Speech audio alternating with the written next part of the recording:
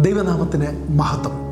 ഉൽപ്പത്തി പുസ്തകം 4-ാമത്തെ അധ്യായത്തിലെ ഒരു പ്രധാനപ്പെട്ട സന്ദേശമാണ് കയീനും ഹാബേലും ദൈവത്തിന് യാഗമർപ്പിക്കുന്നത്. ദൈവത്തിന് യാഗമർപ്പിക്കുക എന്നുള്ളത് ദൈവം ആവശ്യപ്പെട്ടിരുന്നില്ല. അപ്പോൾ തന്നെ യഹോവയ്ക്ക് യാഗമർപ്പിക്കണമെന്നുള്ളത് അവരെ വളർത്തിയ മാതാപിതാക്കൾ പറഞ്ഞു കൊടുത്തു എന്ന് നമുക്ക് കരുതാം.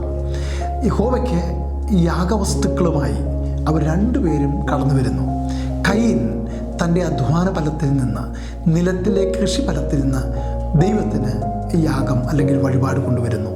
ഹാബേലോ ഒരു യാഗമൃഗത്തിൽ നിന്ന്, ആടിൻ്റെ മേധസ്സിൽ നിന്നുള്ള വഴിപാട് ദൈവത്തിന് കൊണ്ടുവരുന്നതായി നമുക്ക് കാണാൻ കഴിയുന്നുണ്ട്.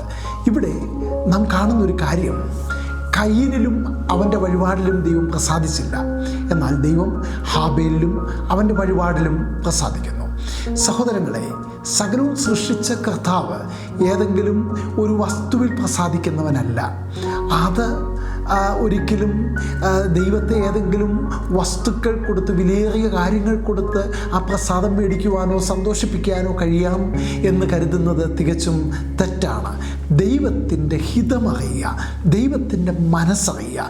ദൈവത്തിന് കൊടുക്കുന്നത് ദൈവത്തിന് പ്രസാദകരമാണോ, അത് ദൈവത്തിൻ്റെ വ്യവസ്ഥയ്ക്കനുസരിച്ചാണോ എന്ന് മനസ്സിലാക്കുക.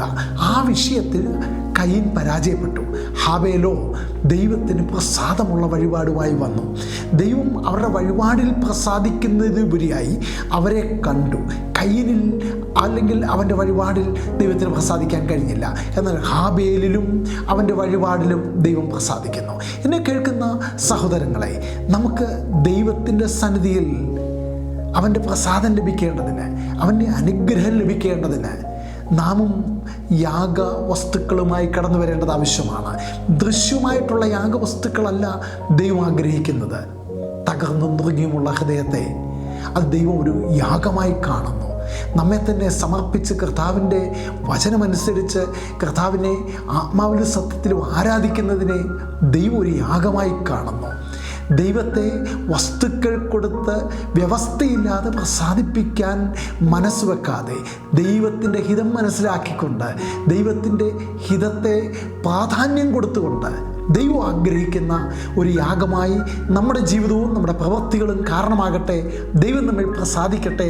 ദൈവത്തിൻ്റെ അനുഗ്രഹം നമുക്ക് ലഭിക്കുന്നതിന് അത് കാരണമായി തീരട്ടെ. ദൈവം നമ്മെ സഹായിക്കട്ടെ.